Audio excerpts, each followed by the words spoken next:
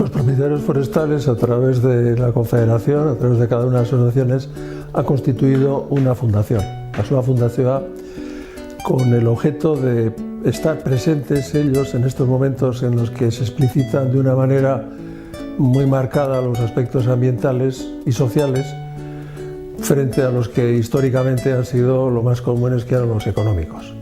Entonces, en ese momento quieren estar presentes ellos en todo tipo de toma de decisiones que les puedan afectar en sus quehaceres diarios y en las tomas precisamente de los aspectos productivos que a ellos les anima desde el principio.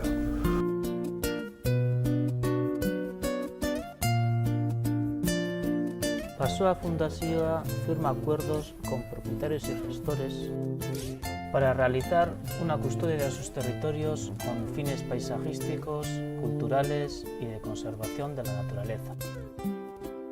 Busca colaboradores y financiadores para estos proyectos, los diseña y dirige su ejecución.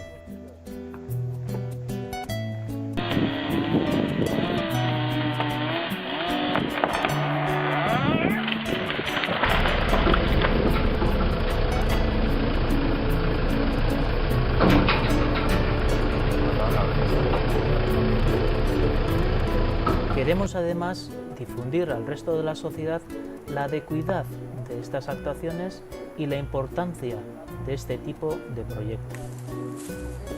La gestión forestal y su silvicultura son un patrimonio cultural y natural tanto a conocer como a mantener.